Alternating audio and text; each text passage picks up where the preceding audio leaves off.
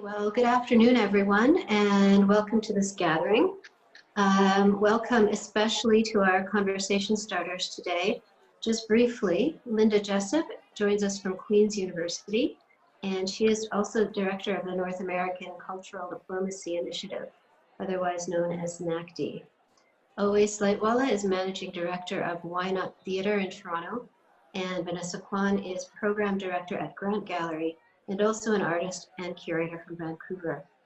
If anyone is interested in our biographies in more detail, you can find them on Mass Culture's webpage for this session. So first off, I want to thank Mass Culture and NACD for hosting this conversation in partnership with Ontario Trillium Foundation. And special thanks also to Bridget McIntosh for organizing all of this. Bridget has put Mass Culture's vision and mission info up on our screens. So I think we can all agree that Mass Culture is doing important work for the arts and culture sector across the country by developing research, connecting people and interests, and convening exchanges such as this one. NACD is a research community of academics, policymakers, and practitioners that is advancing cultural diplomacy as a critical practice through new research, training, and outreach activities. Their network is growing across North America and beyond, so check out their website if you want to find out more about what they do and who is involved. So before we begin, I'd like to recognize that this discussion today is taking place in Toronto, the traditional Indigenous territory of the Huron-Wendat, Haudenosaunee, and most recently, the territory of the Mississaugas of the Credit First Nation. Also, every city, town, and community which each of you reside in is still home to Indigenous peoples, and we're grateful to have the opportunity to meet on this territory. Vanessa, I'd like to just invite you now to acknowledge the Indigenous territories where you are in Vancouver. Sure, yeah, thanks, Kelly. I'm speaking to you today from the unceded Coast Salish territories, commonly known as Vancouver, BC. These are the ancestral homelands of the Musqueam, Squamish, and the Tsleil-Waututh people, and they have lived in harmony with the land and water of this region for millennia. And yeah, always I pay my respect and give gratitude for being able to live here and for being a community here, and for all the opportunities that are afforded to us as settlers in this region. Thanks, Vanessa. So we also acknowledge that the reach of our work today extends beyond to other traditional Indigenous territories, and we wish to express gratitude to Mother Earth and honor all of the First Nations, Métis, and Inuit people who have been living on this land since time immemorial. So let's jump in because we have a short hour and we have a substantial discussion planned. We've agreed together to structure this into three main topic areas, with each of our conversation starters taking the lead on one of them. We'll have about 15 minutes for each topic, and then we'll wrap up with a concluding question. For everyone who's participating, you're very welcome to add comments and questions via the MC Digital hashtag, and we'll try to address as many of them as we can. And all of this will also be posted in the Knowledge Center later, so if we can't address everything now, the conversation will continue there. One last note is that we're all participating today as individuals in this discussion, so our views and experiences and what we'll be talking about are our own. So just to briefly set the stage, cultural diplomacy is something that some would say has been practiced for as long as people have been communicating across cultures.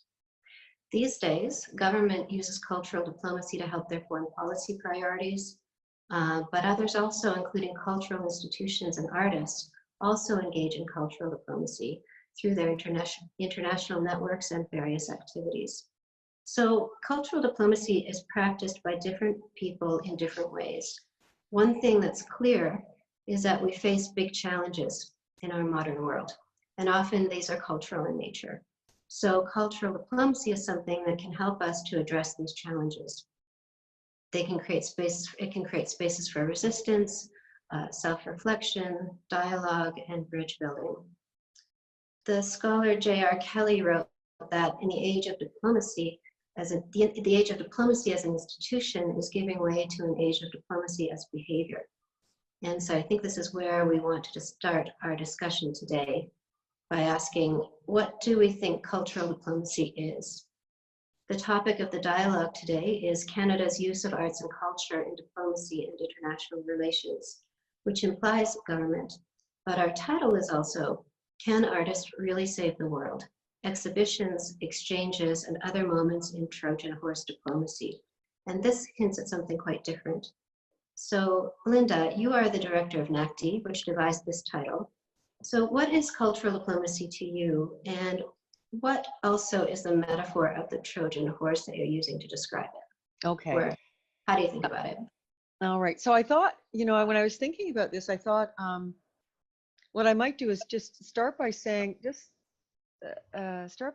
that there is a common understanding of cultural diplomacy that we all tend to work with, and you've already sort of basically set out the fact that that's actually not really operative now that we've entered into a global networked environment where it becomes much more of a behavior than it does a state-centric practice. But we tend to think of it, our go-to understanding is that it is a state-centric practice. Diplomacy is something that's practiced by governments, practiced by nation states when they work with one another and in relation to one another in an interstate system, right?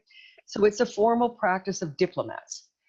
So cultural diplomacy then is a subset of diplomacy where diplomats diplomatic actors use or mobilize culture to advance state interests, because that's what states do through cultural diplomacy is they represent themselves to other states and advance their interests. So this is using culture that is expressive culture, visual, material, performative, or deploying artists to advance the interests of the state. So in that context, culture is national culture. And even when we're talking about, say, multiculturalism in Canada, diversity, we're talking about diversity as presented by the state as a core Canadian value. So it's always a notion of culture in which the national dominates. So when I say that, then the Trojan horse, I mean, if you think back to the idea of the Trojan horse as there's this big wooden horse and all of the Greek soldiers are hidden inside it, and it's left outside the gates of Troy, and they pull it inside the gates, and at night all the horses, or rather all of the soldiers escape and of course conquer the Trojans. So Trojan horse diplomacy is deploying our culture and its practitioners, artists or other cultural practitioners internationally by the government or by the state to advance its interests, whether they are state interests, liberal, democratic values, economic systems. All of these are in the interest of that national culture and that national state. So hence the Trojan, moments in Trojan horse diplomacy. Great, thanks for that, Lynda. That's great, and it's an interesting metaphor, and I like the way you described how how you think about it, and how this idea of the nation state deploying cultural diplomacy and how artists and cultural workers might do it differently. Yes, and I should add as well is that artists and practitioners will see themselves as having some agency within that. So I'm not saying they are simply the robots of the state, but rather they work in that context. And now what NACD is trying to do is raise awareness of the context within which they're working to see if we can maybe tap some of the real potential there that exists for advancing cultural diplomacy as much more of a behavioral practice. Mm-hmm. And there is so much potential there. Yeah. Does anyone else, Owais or Vanessa, do you have some comments on this? Yeah, it is an interesting metaphor. It's something that kind of like, yeah, I'm curious about, I guess looking to these artists as agents and having agency in what those artists are also bringing as methods or behaviors that are innovative by nature. And the recognizing to some degree the very different ways that artists think about networks and communication, and how those necessarily have to interplay with how institutions or nation states might think of what connection or network or diplomacy looks like. And I think, I think we're in a moment where institutions are recognizing that, or nation states or bureaucracies are recognizing that maybe some of the tactics we've had in the past are not as effective as we hope. And then now is a time when we're looking to grassroots communities, to activist communities, to artist communities, to Indigenous communities for methods to make what we do better. So yeah, I'm very interested in that metaphor, and also how we might find other ways of thinking, how the Trojan horse might be redefined by the people within it. I don't know if I'm doing that metaphor properly, but anyways, yeah. Yeah. Well, yeah, I mean, we can think about the kinds of long-term engagements that artists and cultural organizations often develop internationally. Cultural diplomacy is when it's sort of practiced traditionally, is often the kind of like episodic thing, or kind of transactional, or it's a one-time thing, an event, and we use it for a certain purpose. But what is it about the longer term engagement that is so valuable to cultural diplomacy? Yeah, and also who gets to be part of that conversation, like who is deemed an important person to connect with. And I think artists have always had, and I can speak about this later when my question comes up, but a certain kind of mobility and a certain kind of broad-based engagement, which really questions how we might see international power networks operating. Artists are working at all different networks all the time, and those conversations necessarily should enrich all the things that we assume are, success points or milestones or goals for diplomacy. But oftentimes I think they kind of overlooked those kind of small but super critical relationships. Mm-hmm. Owais, do you have any thoughts about this? You want to chime in? Yeah, I mean, for me, where my brain is going from it, from the first thing you said, Lynda, about kind of the original state purpose of cultural diplomacy and how that's evolved. One thing I feel like right now in the world that at least that I feel like I'm living in is I'm having a hard time even understanding where digital technology has brought us now, where the idea of a nation I feel like is changing for me a little bit, and the idea of it used to be, I think, very easy to say that a culture exists within a certain geographic boundary, and now we live in, increasingly I feel like we live in tribes and communities that extend they're not confined by geography, they're defined by values, or they're defined by philosophies or cultures. And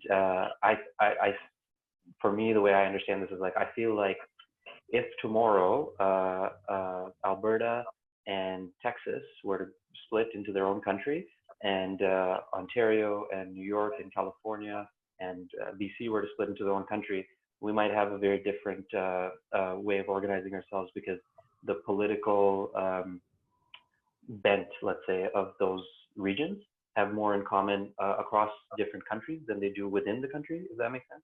And I think that idea extends actually across the world, that people living in urban centers across the world have more in common than with the people in their own country sometimes, if they live in a rural area, or people from certain class backgrounds, or people from certain vocational backgrounds, like, and that's facilitated, I think, by the fact that anyone can, this conversation is evidence of it, that anyone can be anywhere at any time and in conversation. So even the idea of what a nation is, and how narrowly we can define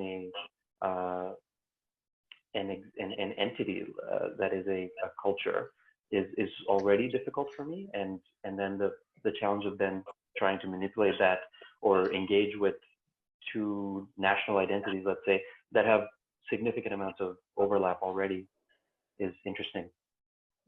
That's you just actually did a beautiful job of defining the global networked environment.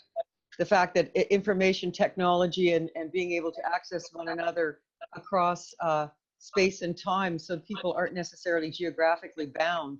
And there's a broad, like, global civil society now that can act on states externally. So states become one of a number of players. They're not the only one, which is exactly what you're saying. Yeah. Mm-hmm. Mm-hmm. Somebody just asked a question about whether or not this will be recorded, and yes, it will be.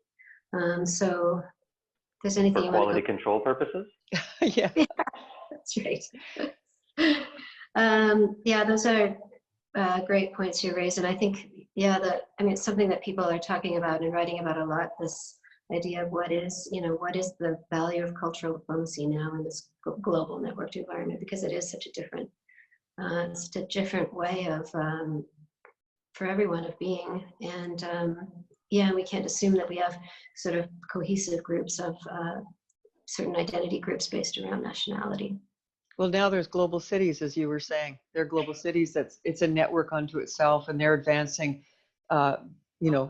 policy, cultural policy globally, independent of their location, the state. They work with the state, but they're not sub-state anymore. They're, super state. Mm-hmm. I wonder if do we have any examples of that? Lynda, can you think of an example? Oh, of the cities working together? Well, there's this, I shouldn't say too much because I'll be inaccurate, but I think it's a C40 or whatever. When the global cities got together and decided to reduce their carbon footprint substantially, they did it as states. Or if you look at the US right now, that whole thing with sanctuary cities, with the cities actually pushing back against the federal states or the federal government in the state to maintain their independence and their autonomy to make certain policy decisions to advance their interests. Also, cities have gotten together to advance environmental policies. So it's the cities doing that, and then they're working with they're not, the states aren't doing it, the cities are doing it. Right. Someone just posted a comment about climate change, and so those examples that you just gave are relevant there. Yeah, it's people with common interests, whatever kind of groupings they may be in, responding to common challenges. Yeah. I believe the C40 was led at one point by Calgary Mayor Nenshi.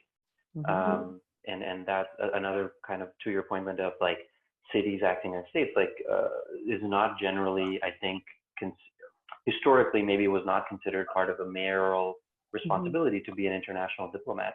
Right. Or definitely not a world leader, but if you're responsible or leading the 40 biggest cities in the world, that makes you a very crucial person in every conversation we're having about climate change, about culture, about what kind of world we're building, because that's where the population centers are.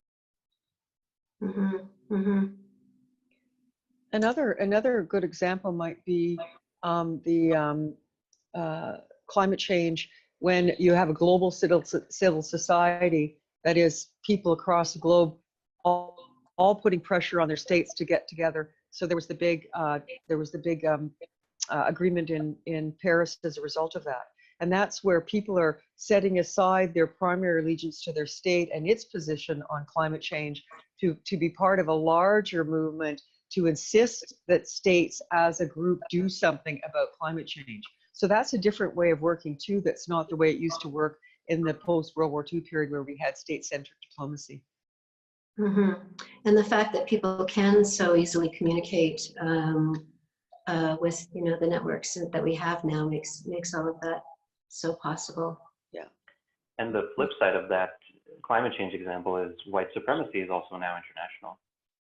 And there is new associations and affiliations across the globe for a cause that could have originally, or very recently, I think, used to be nationalist. And the idea of what we call white nationalists is now just white supremacist international, like white internationalist maybe is a better phrase for what is the commonality between the kind of racist right wing in Britain as in America. Like they're not associated with nation states as much as ethnic identities. Yeah. Yeah, that's a good point you raised too, because I think we often think about cultural diplomacy as something that is always positive, but it isn't always, right? Culture is a powerful tool that can also be used in other ways, and yeah, so it's good that you pointed that out. I think the other point to be made too is that this is what NACD has advanced in one of its research projects, is that conventional diplomacy, formal diplomacy practiced by diplomats, by states in this current global environment of cultural conflict, it's not really as successful as it should be. I think we could all agree that perhaps it's time that we start opening up discussions as to what other potentials are there for us to exploit to facilitate better global cultural relations. Yeah, absolutely. Let's move on, if it's okay with everyone, to our second discussion. We've already been talking around it, but it's this idea of projecting a national image, which is something that cultural diplomacy is often touted as being able to do particularly well.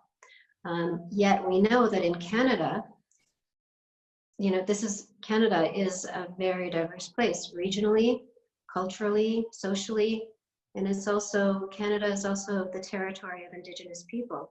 So Owais, I would like you to start the conversation by asking you to talk about Why Not Theatre, because Why Not is known for exploring issues of identity and difference, and you also collaborate internationally.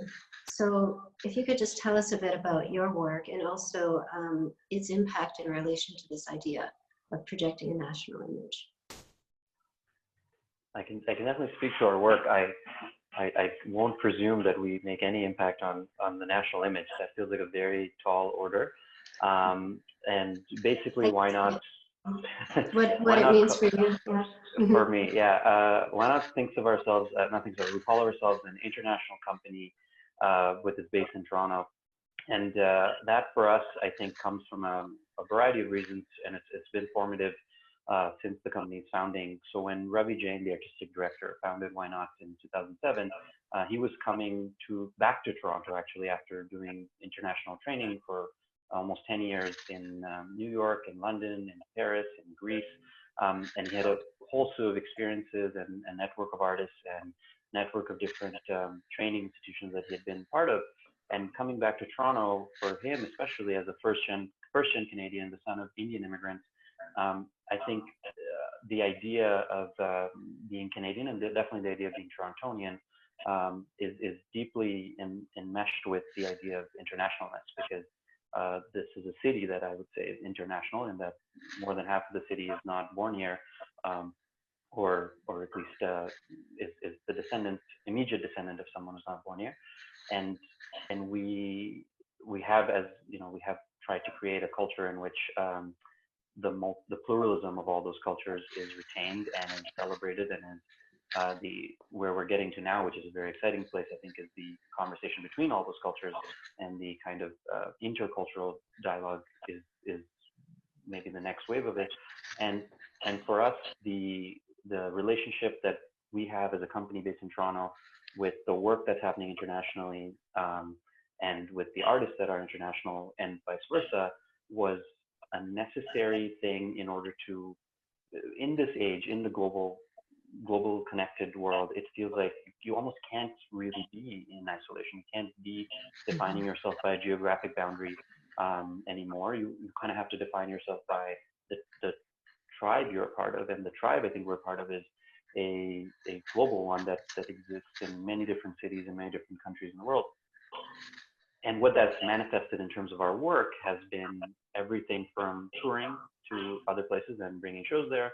It has manifested in bringing shows from other places here to connect our local communities with work from international places. And the focus for that for us was always about what work isn't being done. Because there are festivals, there are venues that present international. We were a small independent company when we started. We definitely didn't have a budget sitting around for like expensive international importing. But the reason we wanted to get into it was we felt like there was opportunities being missed. And particularly one area where we did a lot of work was bringing work in languages that are not English or French. And that has now, I think we've done Arabic, Hindi, Portuguese, Japanese. There's been so many different partnerships where we brought work in other languages with a focus on engaging with the communities in Toronto who are of that language and don't find themselves represented in theater, see the language barrier as a barrier for access, and don't participate as a result of it. And that's a way in which our approach to international starts local, and it's about actually what is the international in our city, and then bringing an international perspective in to engage with that local community, and to try and get try and make the culture, that the thing that we call Toronto culture or Toronto theater, more representative of who lives here and whose culture it is.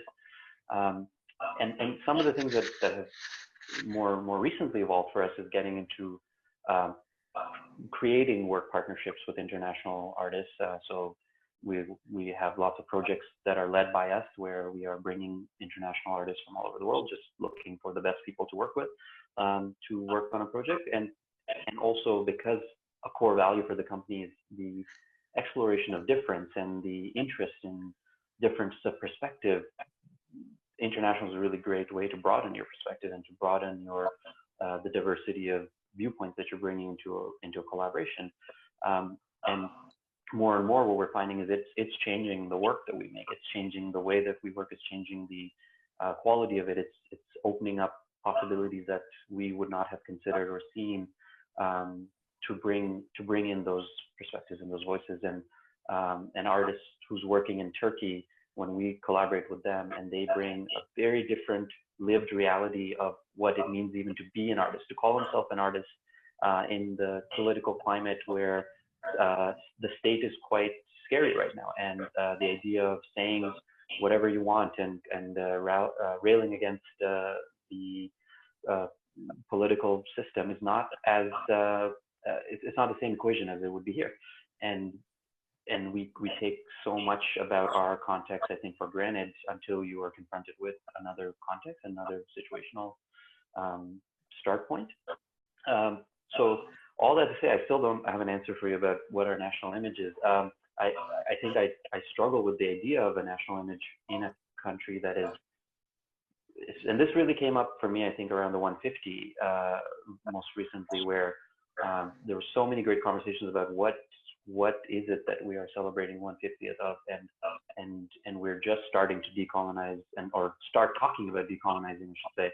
And with that, I think there's a really exciting opportunity for creating a new understanding of what Canada even means when we don't exclude almost everybody from it. But that is a new project, I think, and for us as a company that's been invested in an international conversation, invested in working in outside of the boundaries of geography and of a narrow reference frame. I think it's one that we are very invested in and very interested in. But I don't know where it goes. I don't know where it leads yet, because I think it's a new domain. Mm-hmm.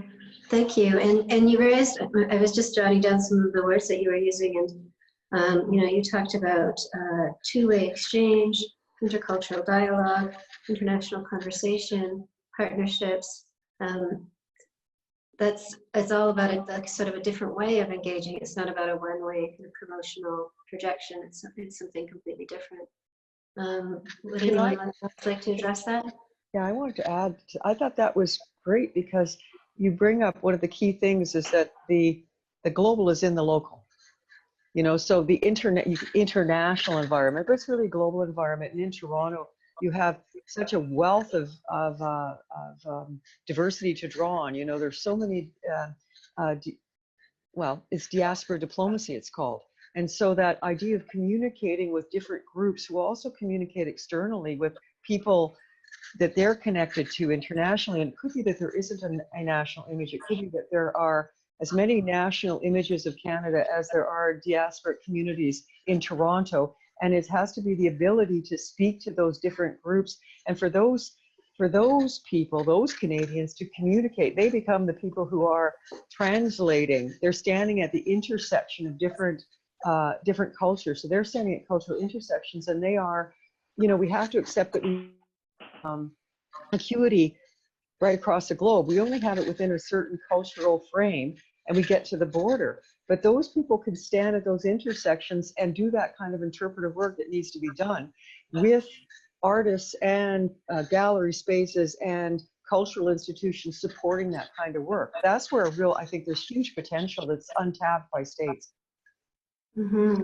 The question was just asked, what does better cultural diplomacy look like? So looks like that. Does anyone else have thoughts about that? I guess, yeah, I'm interested in this idea of reciprocity, I guess, and some of Owais' ideas around shifting how we might think of kind of the delivery of something to a place that is kind of like one way. I guess, injection of culture or sort of like extraction of culture. And I think more and more within artist communities and within institutions and within conversations like these, we're kind of trying to figure out, now that we are acknowledging that, you know, here on the west coast of Canada, we live on unceded Coast Salish territory, and what does it mean to invite people to a place that you don't own or that is not yours? And we spend all this time acknowledging that we're on Indigenous land. How does that necessarily change how we invite people here, and furthermore, how we go other places? So if we have a more rich understanding of displacement or diaspora or indigeneity, how does that shift what we do, and how does that shift our goals for diplomacy, or what we might envision as our national identity in going other places? So those are very complex questions, and I think sometimes it takes a long time to untie what that actually means in kind of in the execution of grant-funded projects. But certainly that's something that I'm finding more and more is really alive in artist conversations and otherwise. Mm-hmm. Do you have any, those are really good and complex questions. Do you have any examples or thoughts about like what, you know, how to do that, or, you know, where that leads? Yeah, sure. I mean, we're through other sites and grunt, through the organizations that I do work with, we're working on artist exchanges with Australia, different regions in Australia. And so we have a project here on the West Coast called the Blue Cabin, which is a new artist residency. And we've recently welcomed an Australian Indigenous artist here. And then we will also be sending Canadian Indigenous artists to Australia in the coming years. And that's been something that is really taken a lot of time to figure out, and we're at the beginning of that conversation, but certainly, and it's involved a lot of conversation, because as a settler organization, we need to do a lot of work around figuring out what it looks like to be supportive or in solidarity of Indigenous exchange. And so that I've just noticed it's just been taking a lot of time, and often a lot of complicated discussions which sometimes don't go well. And so I think sometimes our metrics for success in terms of exchange have to change. And sometimes what we assume is going to happen in a certain time frame is not going to happen. And the organizations that maybe we thought we were going to work with, maybe that doesn't turn out to be the venue, because there's other things to consider. Because I think as institutions, we all have different capacities for working with marginalized communities or with Indigenous communities. And intention is great, but there's so much work to be done to build capacity within our own selves to do that work. So on that level, through Grunt, that's kind of like one example. And then there's another example through other sites where we're actually going to Australia with 6 Canadian artists and connecting with 6 Australian artists. And again, it's the same situation where like we really want to have certain things happen there, but we have to just take a lot of time to figure out what it means to be bringing people to, you know, territory that isn't ours. So yeah, a lot of questions. Yeah, and good questions. And also it's great. I mean, it's important to acknowledge that this is the nature of dialogue, and it's the nature of co-creation, right? Is that you're not in control necessarily of how, you know, how things happen. Yeah, and being open is really important. Does anyone, Lynda or Owais, would you like to follow up with that? Well, well, if I could, it's really interesting, because I think often artists and people working in, say, artist-run centers, where you're to a great extent working dependent upon government funding for the work you do. So how do you, I guess what I would ask is, how do you advance your interests when you think that they might be at odds with those of your funders? How do you manage that? How do you think that through in terms of long-term goals and that kind of thing? I mean, to some degree, I would say most artist-run centers are very creative with how they use their funding, and oftentimes there's been years when there hasn't been enough funding, and so we're by nature very creative in terms of how we do the work that we need to do. And certainly there's always a certain amount of ticking of boxes with funders, which is sort of a natural side effect of that system. But I mean, at Grunt, I think we are, I mean, I've recently taken over the post as program director there, and I've learned a lot from Glenn Alteen, who's been there for 35 years. And it is really amazing to see how a lot of the things that Grunt was doing in the early years were very much around working in solidarity with different communities and making and providing opportunities to artists that weren't getting opportunities, and how those have really, at first maybe were not in keeping with how funders were expecting their money to be used, but over time, funders have adopted more of that language, and funders are now. That's what I was hoping you'd say, because I think that, yeah, I think artists can actually advance what would be seen as kind of transgressive politics, and they can advance those and almost kind of pull along a state in the direction of their interests, which are advancing certain relationships which need to be established, right? Or certain points that need to be made. Yeah, and I would say like terms like reconciliation or intersectionality have now become very common, but many artist communities have been doing that work for years and years and years before there was terms to call it. So, and those things have slowly trickled up. So that's what I think is the kind of capacity for artists to really redefine how we think of relationships and how we think of communities in super, super critical ways that are actually changing the face of policy. I just want to jump in for a minute, because I saw a question come across the screen, but then it disappeared. I'm wondering if Bridget, you would like to speak and pose that question. Yes, we had one. It was, what are your thoughts around new treaties between Indigenous people and newcomers? Did that come? Oh, you heard me okay? Yep. Yeah. Yes.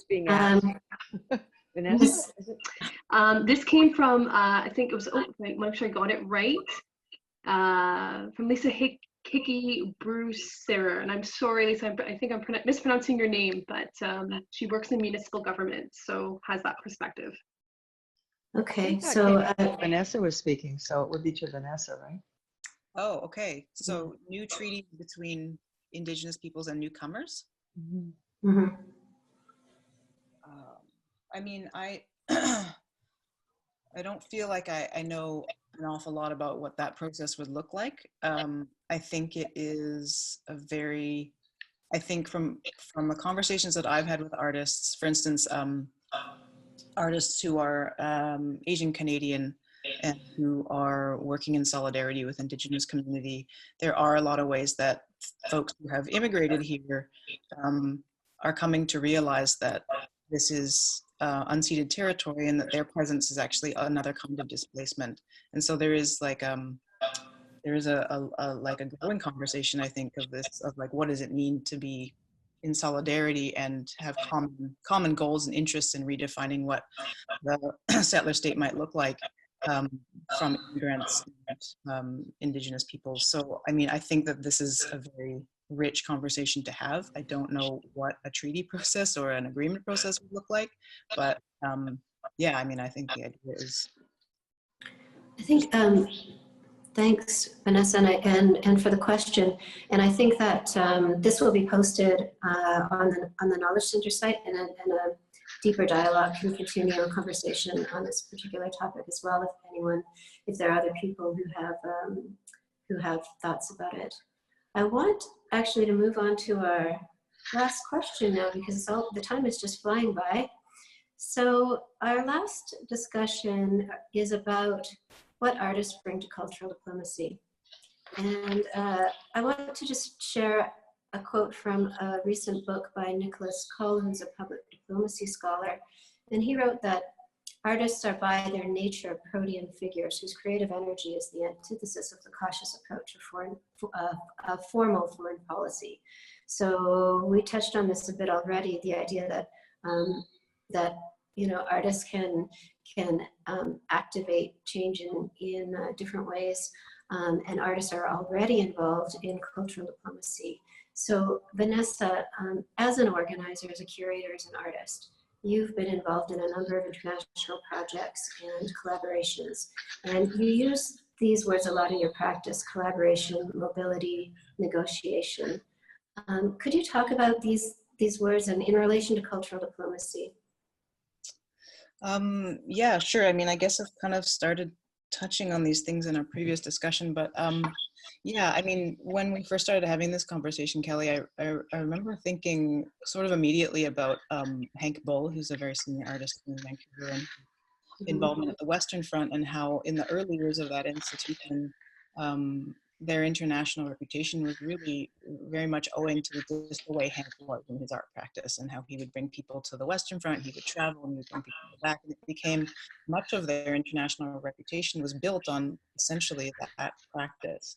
And I recall when I first met Hank, he was saying something about we were at some function where there was a lot of donors, and he was like, you know, it's super interesting to be in these conversations with people who are very established in the community, who have a lot of resources, but then an artist has the kind of mobility where you can be here, and then the next night or an hour later you can be in, you know, a tiny unlicensed club listening to a performance artist or something like that. So there is this kind of incredible mobility that artists have within culture.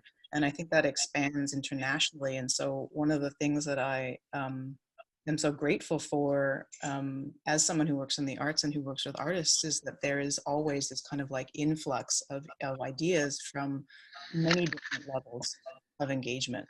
And I think that is one of the things that artists bring is this like very unconventional networks. Like the networks of artists are always kind of like very exploratory, and I think that that's one thing that maybe within institutional or bureaucratic structure we can miss sometimes. The kind of intricacies of how networks work and where ideas can come from, and who could be a really, really valuable collaborator.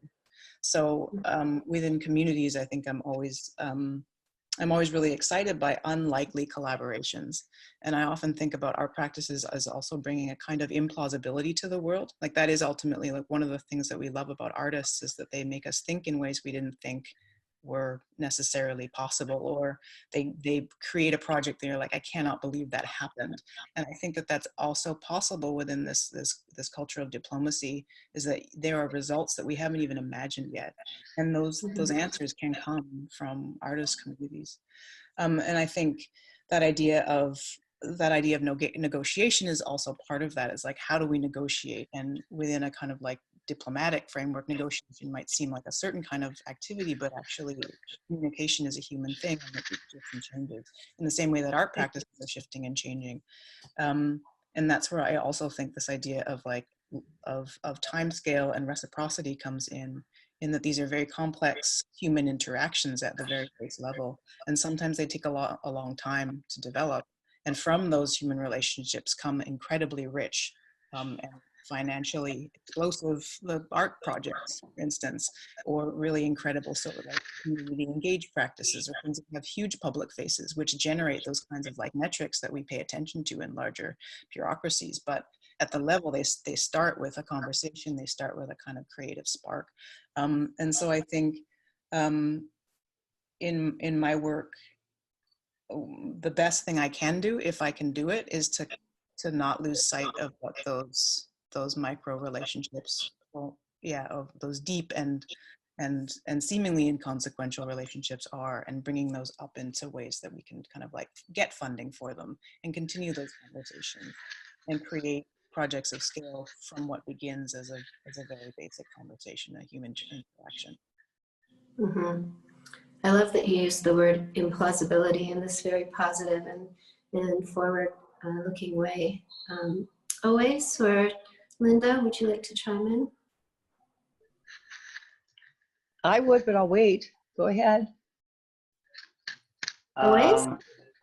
I guess where that kind of takes me is I really hear the thing about the importance of those relationships as the beginning of anything. And I think for like when we first started talking about this topic, even the idea of cultural diplomacy, I found a bit intimidating because I don't feel like I use the word diplomacy in anything I do on a day-to-day very often. But if I really boil down what I think it means, it's really just about what are the relationships of nations maybe to each other, or entities to each other, and that I think I do a lot of every day, which is relating to people and relating to artists and relating to communities and relating to the many different stakeholders in our world.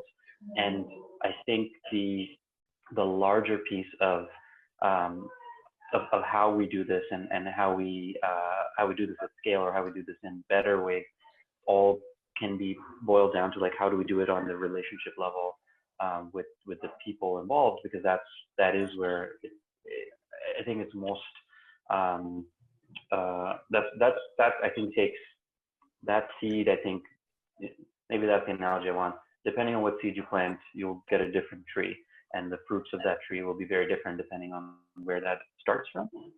And I think you can't really come at that from a top-down approach. It has to start from the ground if you're going to have a result that's organic, which is the other thing about finding the opportunities and the collaborations and the relationships that want to exist and are already bubbling up, and supporting them, amplifying them, and building those, rather than coming in with a vision of an idea of something that doesn't exist, that doesn't have the same human kind of base for it, is also something that I feel like can make the difference between successful cultural diplomacy and unsuccessful attempts at it. Lynda, did you comment? Yeah, because exactly what both of you said. If you think about conventional cultural diplomacy that's practiced by states as formal diplomacy, it's short term and it's instrumental. It's short term, advancing the state interest, and then working towards those interests and accomplishing objectives. Whereas you're talking about long term and relational. So you're talking about cultural relations, and that's what we're trying to advance, is a cultural relations approach to diplomacy. And when you think of cultural practitioners, I'll call you that, part of a much larger group of cultural practitioners, you're always already doing it. I mean, as you said, you did, when you start to think about it, you realize that you're always already doing it. So if we were to bring all those people on the cultural side into conversation with all those people on the diplomatic side, are there things that we would be bringing to the conversation that might actually be of use? That's basically what the NACD project is about, is exactly that. Yeah. Thank you. Bridget, we had one question about trade and funding for trade. Could you ask that one? Because I didn't catch it all. Sure. The question, and this is from Frederic Julien, how do we reconcile public funding driven by trade interests with public funding driven by artistic development objectives? And can either really save the world? Anyone? I find this it's such a great question, Frederic, and thank you for asking it, because I find this particular contradiction to be quite hard to navigate when dealing with the funding for doing things outside of this country. There was a recent funding program called the Creative Export Program from the Canadian government that was all about trying to increase cultural exports to other countries. And when I tried to go and engage with this funding as a company that does a lot of that, we actually did get funded in the end. But the challenge with this fund was that it lumped together commercial and nonprofit cultural endeavors. And to me, I found, and I asked them this question of like, how can you possibly evaluate the success of a commercial cultural activity against a nonprofit commercial activity, or nonprofit cultural activity rather, when one of your metrics is how much revenue was generated? Because we don't generate revenue. That's like fundamentally the opposite business model of, or we don't generate revenue as the end goal for nonprofit culture making.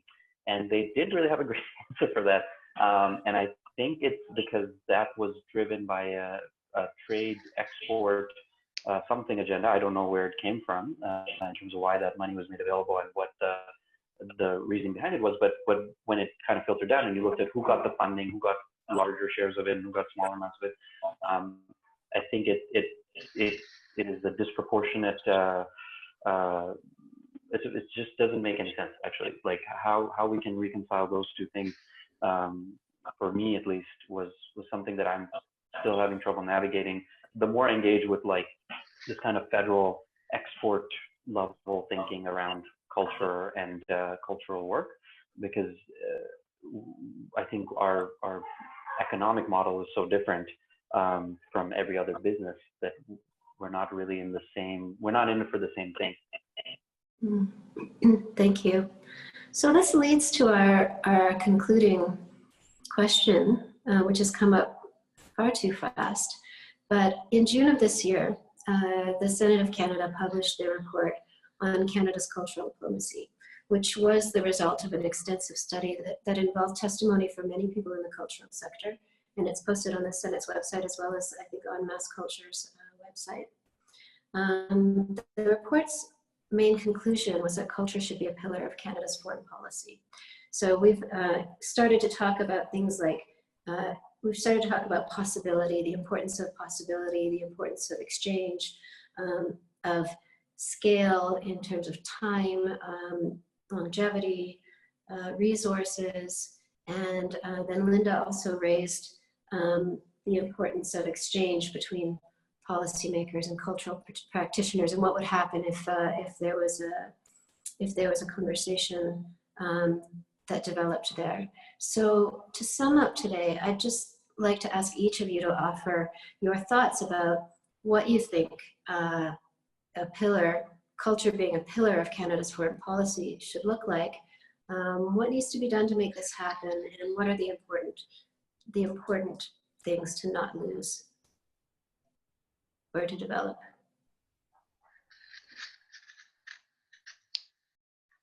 I mean, I can jump in real quick. I guess from where I sit and the work that I do, I think I think the policies could really benefit from understanding the different scales and the different strategies and tactics that might be involved in a really rich cultural diplomacy policy, and what the many different things that could look like. And one of them is to consider, I mean, scale of institution is one thing, and oftentimes when I've been on international trips, which are really designed as a kind of delegation, there's a real interest in like, okay, who's the biggest institution in this room? Who has a show that's ready to go? How do we make this happen? And that is all fine and good, and that is a major benefit for a number of reasons and financial metrics and all that sort of thing. But there is also, I think, something that often gets missed, which is the kind of relational currency which exists, and the kind of different ways that institutions have very varying ways of having capacity to build relationship. So how do we recognize those people and institutions in our communities who are excellent relationship builders?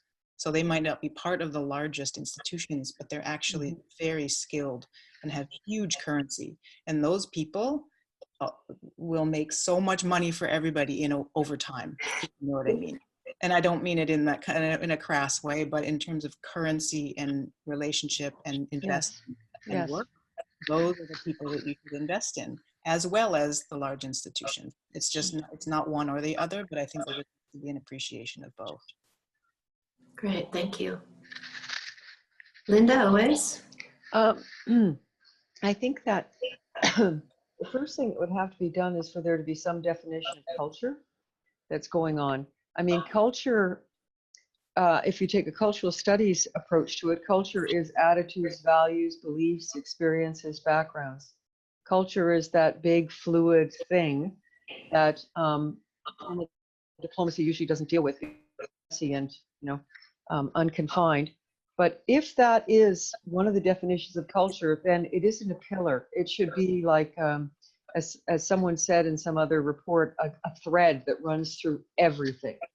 It isn't just, it isn't one thing apart. It can't be apart, because every one of the government's policies is expressive of its cultural values, right? And then the other definition of culture is that expressive, performative, material, visual dimension of that, which is both commercial and you could say intrinsic value, for lack of a better word. It has those other two dimensions, and those have to come into play as well, but in relation to that much larger, I don't know, not pillar, but that much larger fabric against which the rest of the nation's diplomacy is set. Thank you. And Owais?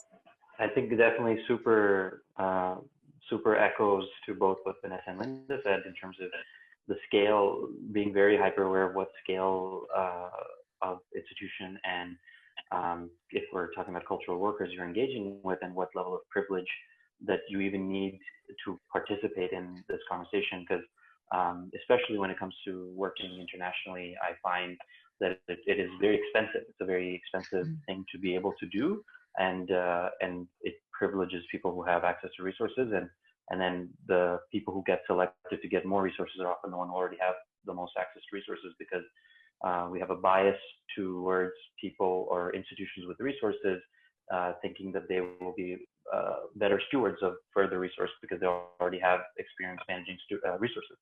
I think the thing about what you were saying, Lynda, for me is that it makes me think about is if we're talking about culture as capital C, cultural industry and the performative part of it, I think you can't also really design any policy or any meaningful approach to it without placing the people who make it in the center of it.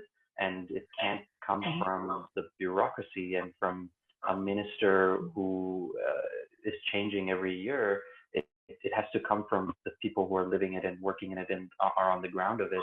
And that also feels to me like there's more room for that, I'll say. And I don't mean like in a you sit us down for 4 hours and consult us kind of way, but like is there I know, long term, ongoing.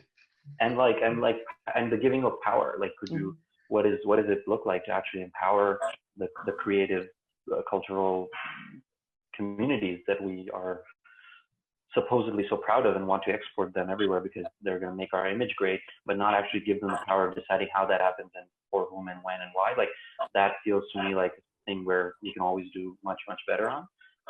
And if we're going to actually do it in a way that's meaningful, and then you have to trust the knowledge of the communities that are experts in it. Can I say that there's two ways that you can practice cultural diplomacy in the local. So as you know, you were saying, it's doing work locally that has effect globally. And then the other thing in terms of working with, say, artist networks, it's not a matter just of consultation, but what about a sort of common interest, or where do your interests intersect with those of the states, but where do your interests not necessarily, but you can still advance them through that kind of work, and the state recognizing the value of that kind of relationship with actually very effective working in a cultural diplomacy kind of role. Thank you.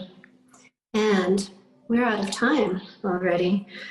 Just to sum up what you said, I think you all said some great things today.